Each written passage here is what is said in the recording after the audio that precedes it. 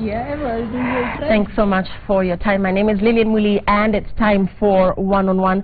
Citizen TV is the home of local productions. You know Citizen TV for Inspector Mwala, Papa Shirandula, Mother-in-Law. Tonight we're asking you what you think about local productions, particularly those that you watch right here on Citizen TV. Use the hashtag One-on-One. Talk to us using SMS number 22422. We are looking at how to better improve local productions in the country. With me in studio this evening, Tosh Gitonga. He's an award-winning filmmaker. We'll be getting his thoughts on our local productions. Also with us is Dorothy Getuba. She is the founder and CEO of Spielworks Media. She's also an award-winning producer. And also with us in studio is Mwaniki Magaria. He's a local movie producer as well as a content distributor, and he's going to be talking to us about local productions and, of course, award-winning and celebrated actor Ken Ambani. He's not a stranger to you. He's also going to tell us about the industry, where it is at and where it could be. Dorothy, let me start with you. Where do you rate our local productions today? Has it improved over the years? Well, I can only talk about how they have improved since I came, and I've been around for about 7 years. And I can safely say that the local productions, the quality has truly improved, and I'm very happy and I'm very proud of that. Tosh, your thoughts? Yeah, I mean, we're living in a better time, of course, where you can even film using your phone. So, you know, it's not like before where you couldn't even practice. Now you can use your phone to practice. So we're in a better time, and it's improving. Talking about Citizen TV, Mwaniki, why do you think we're doing so well with our content, and particularly even that from Nollywood, the soap operas? We have we've set the bar. We've got the Inspector Mwalas of this world, the Papa Shirandulas of this world, but then of course we've also incorporated Nollywood as well as the Spanish soap operas. Your thoughts on this? That's a tough one you put through. I think first of all, telling our story is very important. It's important for us to be able to tell our story. Papa Shirandula was our story on another level. Inspector Mwala the same, and I think that really struck a chord with Kenyans, and it was very well publicized as well. I think your marketing is very good. About the Nollywood, I think the market for Nollywood is a lot of people who stay home in the mornings, because I see it a lot of playing in the mornings, morning time, and it's Africans, you know. And before that, we were watching everything from America or from the West. So all of a sudden, we got these guys talking things that we understand, you know, well, a bit of the Ogao and everything. Yeah, but the appreciation of the Afro cinema, yes, does that not then communicate that there is, you know, a sort of gap in terms of content that is not available? Well, now it is available. Now what's happening is the opening up of space, even with Inoro TV, is opening up a very large space for Kenyan producers to be able to produce content, because I don't think we have yet got Chinese doing or soap operas from Mexico, in Kikuyu, for instance. Ken, let me talk to you. You have starred in a lot of these productions. What are your thoughts on how stories are being told, how our local stories have been told? Our storylines have been criticized as being very shallow, very weak, and that's across the bar. I don't know how fair a statement that is, but there's been that concern that our stories are extremely shallow. What do you think? Well, it actually depends on who says this. Our stories, I think, are African stories, like he said, and we basically relate to all the stories that we're actually watching today. He mentioned something about the Niger film. I'm looking at a time when we'll replace that with a movie done by Tosh Gitonga, by Dorothy Getuba. You know, these are the people behind the cameras. Some of us who've been in front of the cameras actually appreciate the fact that, for real, they tell very good stories, and the quality that we have within this country is appreciated worldwide, so to speak. Dorothy, do you agree about the storyline being anything to write home about? You know, I think that we can tell our stories the way we know how. Is there room for improvement? There certainly is room for improvement. And I think that is the way to go, to always look and know that you can do better. You're always as good as your last production. And people complain, people say some shows are simplified and some shows are this one, some shows are that way. But I think that, like I said, if we can just keep on working at it, because quality is just not about aesthetic and how a show looks like, but it's also how the story is told. But we also have to tell stories in an authentic way, the way we live our lives. So you cannot be telling a story like an American movie. They tell their stories the way they tell their stories, and we have to remain true to our storytelling. And I think when people look at the Nigerian movies, one of the things that is very clear is that their oral traditions, the way they pass down, how they tell their stories, that is how they are telling their stories in their movies. They remain true to themselves, and as long as they do that, they will be successful. If we can be authentic and remain true to ourselves and how we tell our stories, I think we will also be successful. Yeah. I think our biggest problem is that we ape a lot. We look at the West and we think that is so Hollywood has set the bar. Yes, Hollywood has set the bar. So I want to do a movie and I want to make sure it has guns in it. But how many times does a local Kenyan come across guns? You know what I mean? We need to start telling us the story of the Mama Mboga who's having to put her things together and run away because Kanjo has come. That story has not been told. I mean, we've not seen stories where the farmer is having issues with artificial insemination, or those stories need to be told, and Kenyans need to tell those stories. But also we can tell stories about the politicians and the heists that are going on in public office, and the NYS movie and the Imperial Bank movie, because those are also part of our stories. Absolutely. We are just not telling stories about Mama Mboga and so on and so forth. We have got to tell our stories holistically. What is happening in Kenya, we need to be able to tell the stories. And I think, can I just chip in? Yeah. I think that actually is coming up. When you look at all these stations, most of my colleagues here are basically concerned so much about content that they bring on board. I perform, so to speak. I take time to watch most of these productions across the board, all the channels. And like you're saying, you're talking about Mama Mboga, you're talking about the gun story, you're talking about the politicians. We have a variety of these stories told on different platforms.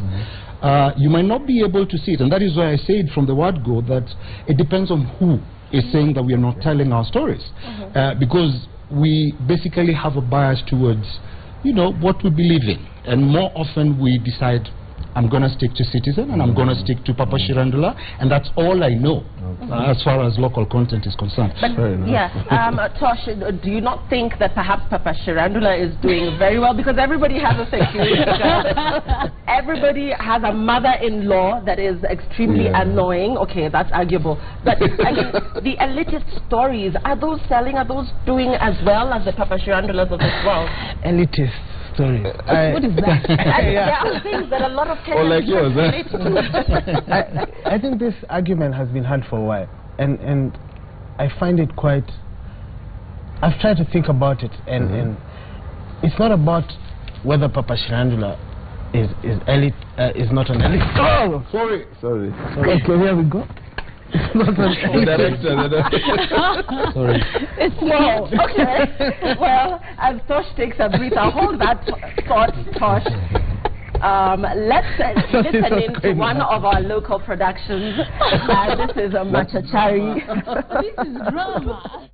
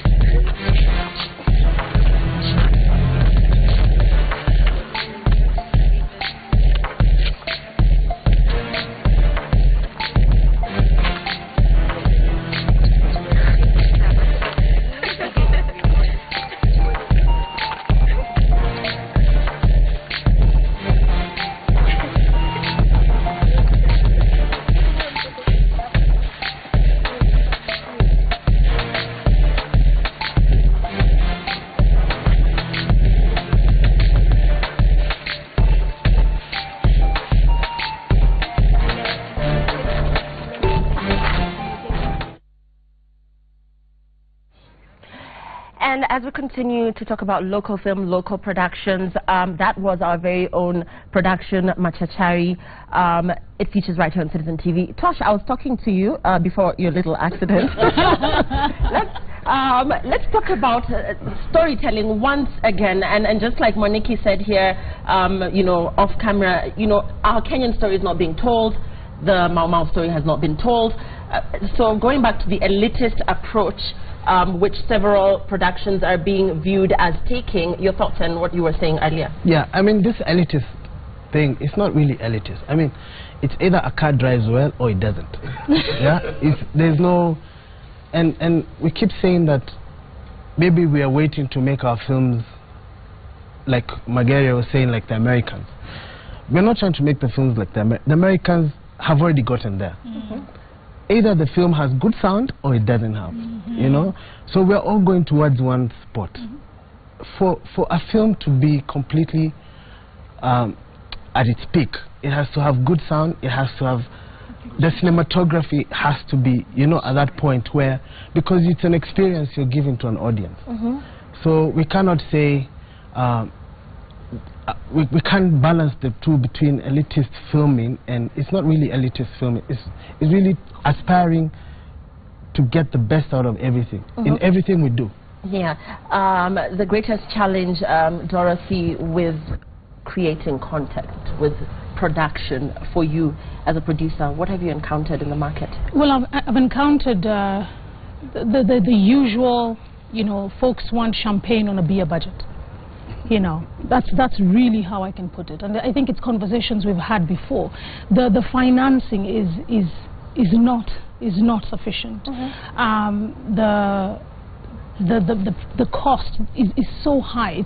It costs so much to produce, and yet we don't necessarily see that in terms of the monies that we get from the broadcasters. I know, and I've had conversations with Tosh, and maybe he's one of those guys who you've been so hell-bent on saying, I am going to wait until I get a sufficient amount of money to produce the Nairobians. I know Salim Keshavji, who's also a producer, who's got a great series, The Samaritans. He has categorically refused to produce a series unless he gets enough financing for that. So financing has been a very big challenge for me. And Monique, are there cheaper ways then of creating this content? And does that then affect quality at the end of the day? Good question. In our Riverwood model, which is, everyone here is aware of the Riverwood model, is doing it dead cheap, basically. We're doing it really, really cheap, and there's a lot of passion into it, and then you do volumes. The idea is to do volumes. For instance, all the movies you're seeing on Inoro TV, those movies are coming from Riverwood, and those guys are producing 3-4 movies a month, and they just keep churning them and turning them over. What happens is you give one actor a role in each of the different movies, and then you pay him a little less or a little less, and that reduces cost. You also shoot for shorter. You have a maximum of 3-day shoot for one movie. Some other guys shoot for 5 days, and then they turn one movie into part 1, part 2, and part 3. So the other way. So can a local actors feeling exploited then when we talk about costs and financing? For you, who's been in the industry, how do you feel about? Does this translate to your bank account at the end of the day? Are you happy in the industry? The producers are laughing. I mean, be honest. Yes and no. As at this point in time, I can say we are earning something out of the productions that we do. But then it actually depends at the same time on your status and whether you're managing yourself as a brand, so to speak. It gets to a point where you have to look at this as business. I am business in myself. I am a brand. And that is why more often whenever I get a chance to speak to the upcoming actors, I tell them one thing. There are 3 things that you've got to build in yourself. One, there is the physical, which is now the outward look. You know, Lillian has got to appreciate this before, you know, she's able to buy it. Then there is the intellectual. There is so much that we do today based on the kind of scripts that we look at. Today's stories are basically about technology and all these kind of things. You've got to be intellectually upbeat for you to be able to conceptualize these scripts and be able to deliver, so to speak. And last but not least, spirituality, the humility. more often we become stars in our minds, and that again kills you before you even start. I've been in the industry for slightly over 25 years, and the reason is it's all about humility. Appreciating the fact that we're dealing with humanity, and you've got to respect the people around you. And you've got to appreciate the fact that when you get on set, there are roles played by different people. There is a producer. I mean, that's your boss. There is a director who's supposed to be directing the show, and all this kind of... Some people walk into the set, and you just saw this guy, I think, some 2 months or so ago, and the attitude that they bring on board, actually that kills you before you even start. These producers will not look at you the second time. And as far as coming back to your question about does it translate to the monies, he talked about Riverwood. That's the same concept that is applied in Nigeria. I've been to Nigeria, and I've worked with several guys there. That's the same concept that is applied in Tanzania. I've done several films in Tanzania and several TVCs in Tanzania. Tanzanians do a hell lot of content. I did a film, and later on, when I went back there to actually premiere the film, it was actually part 1, part 2, and part 3, and I was like, oh my God.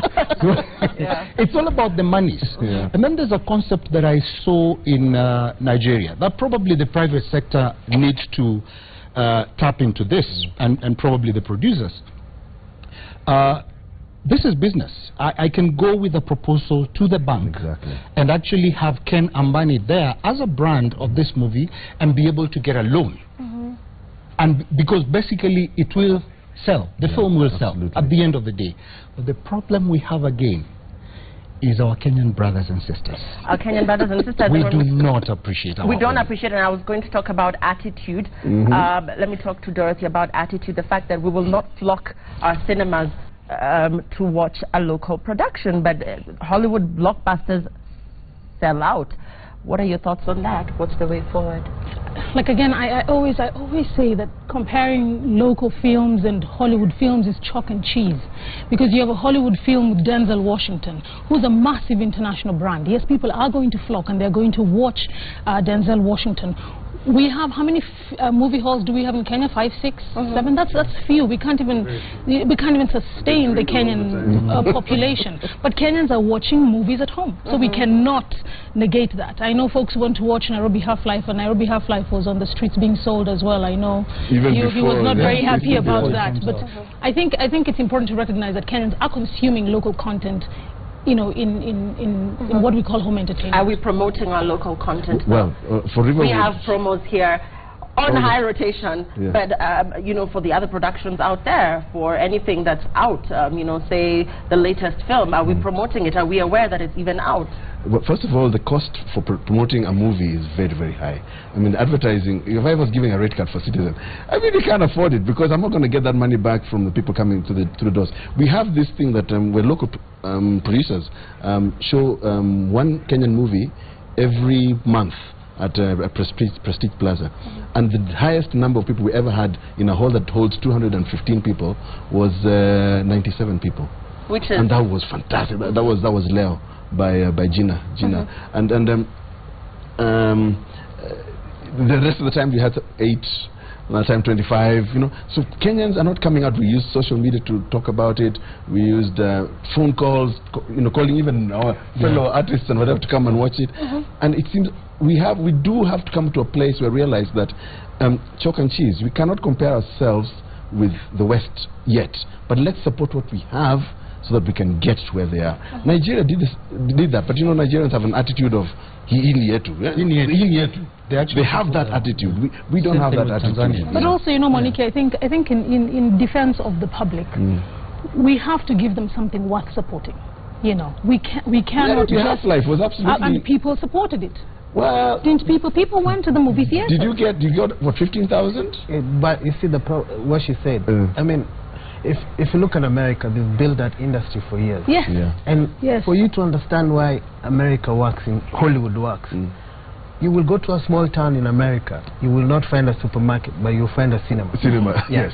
And each cinema block has at least 48 cinemas. You know, 48 cinemas is little. We are talking hundreds of cinemas. You're right. So even Nairobi Half-Life was in the cinemas for 7 months because of demand. full every day, full. But at the end of the day, it's only 2 cinemas. It was at Westgate. Yeah, it was at right. Yeah, so you couldn't get the money back. You can never get enough. So the issue, what we are talking here actually, and I keep saying this, film has to be looked at as a business entity. And going back to our local productions right here on Citizen TV, let's listen into Mother-in-Law and Inspector Mala.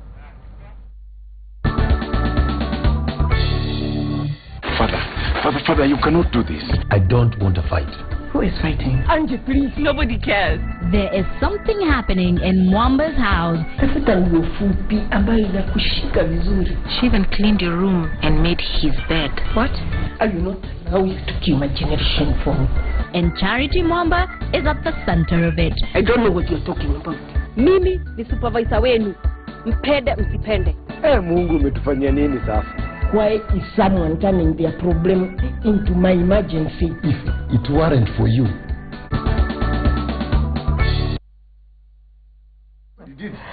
Well, Ken, as we begin to wind up, I want to talk about the Ministry of Education introducing film production in schools, colleges and universities. We have Drama Festival. Is this talent being harnessed after these kids win these certificates and trophies and what have you? What happens after that? I remember I won a trophy once. I don't see myself on the screens. I don't see myself anywhere. You're here. Acting, yeah. Well, you're here. It's all a real thing. It's all about art. I was just sharing with my colleagues in the other room about the initiatives that we're taking up right now. As we started as actors, but then we incorporated some producers and directors. There is an association called TASC. It's actually a society, the Art Society of Kenya.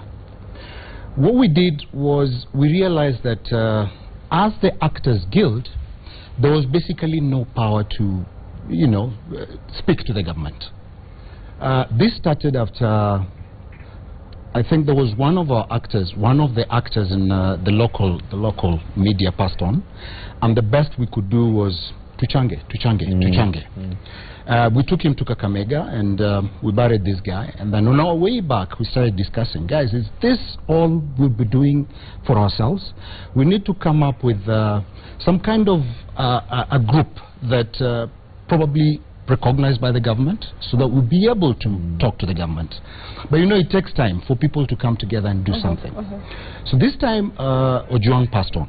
I was in that committee, and in the process of discussing how we are going to lay him to rest and how the family is going to be taken care of, Wario was available to discuss with us.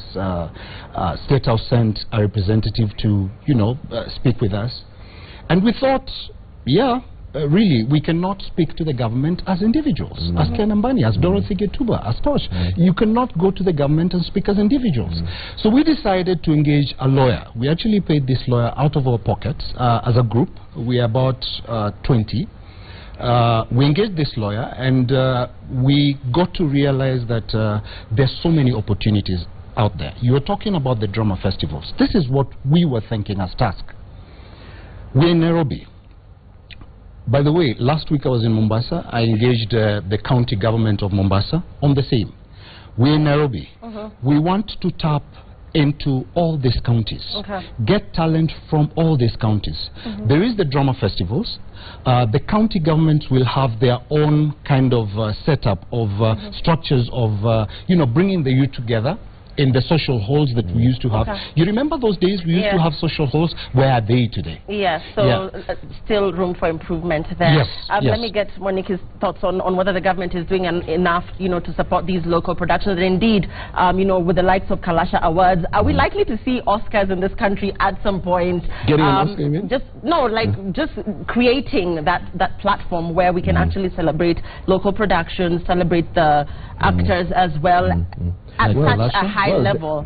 Kalasha is pretty top up there. It's picking up. I mean, there's still teething problems, but it's picking up. There's Riverwood Awards coming up next month, and a lot of the guys have entered their movies into Riverwood Awards. And by the way, having talked about the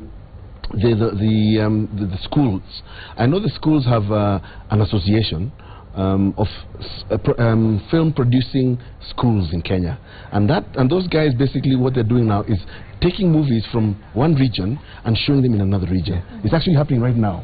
So I think there's a snowballing effect that's going to happen, because if the kids in Moyale see a movie done by other kids in Samburu, and then the kids in Samburu see a movie done by guys in Malindi and so on and so forth, I think we're going to have this next generation taking movies a lot more seriously, because they're going to start seeing stars. They say, oh, that's that actress, that's that actor, oh, that's that movie. But we're going to start getting a culture of people starting to get excited. And I think that is where starting to feel Lili Yetu is going to come from. I think that's what I feel. But don't you think there should be structures?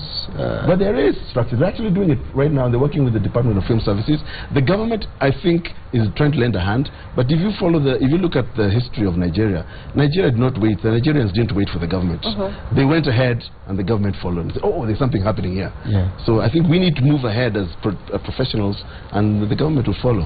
Dorothy, the future of film in the country for you, your latest project, what are you currently excited about? How are you doing things differently, say, from Tosh and Monique? I think for me, my big thing now this year and going on forward is I have decided as a leader of my company, we have to own a critical part of the value chain. And so what we are doing now is we are going to broadcast our content as well. Because of the internet, because of technology, we as producers now can have our own channels. And so on Monday I launched my online platform on Ngoma.tv. I'll be launching a second platform for video on demand content, and I think that is the way to go. If I can go directly to the viewers, to the customers, then I think I'll be in a good place, and that's where we are playing now. And Tosh, the future of the industry from where you're seated, what do you think? I mean, you have a success story, your first feature film, you know, really going platinum. So for you, the future, does it look bright? Yeah, it does. I mean, it's just about changing how we do things, and I can say for the last year that's all I've been thinking about, how to do things differently. But already Africans are waking up. Right now we formed an African Film Consortium with some Nigerians. You know, those guys are aggressive. They've contacted every filmmaker across Africa, because they've realized for film to work like Hollywood, or to bring film business the way it's supposed to be, we need to look at Africa as one. So we've already started coming together.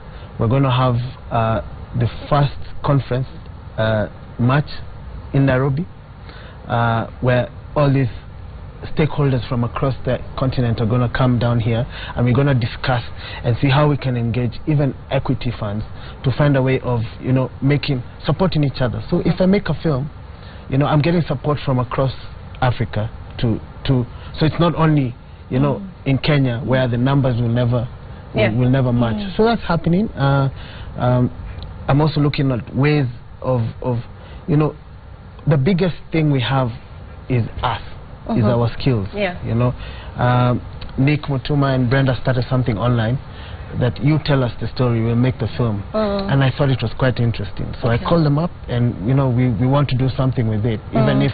Thanks for your thoughts. Waniki, are the vernacular stories doing better than, say, like if I tell a story in Kamba, Kikuyu, Luo, Kalenjin?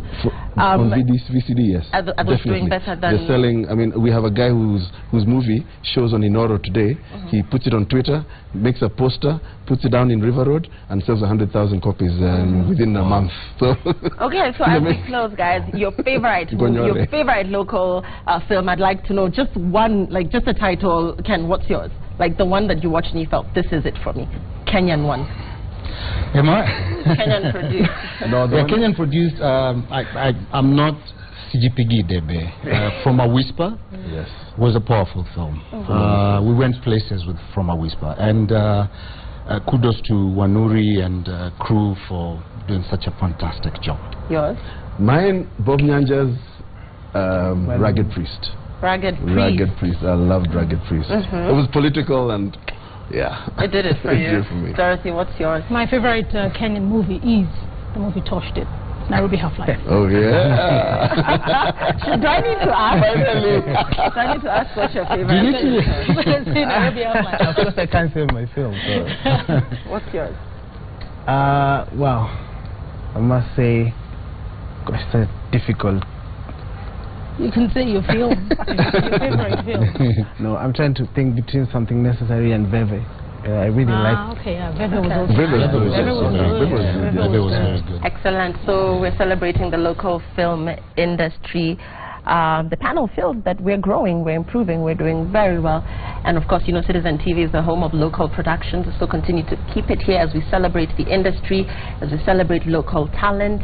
And of course, many thanks to my panel this evening, Tosh Gitonga, Dorothy Getubamwa, Nikki Magaria, and Ken Ambani. The hashtag is 1on1. Please give us your feedback. Thanks for watching. Good night.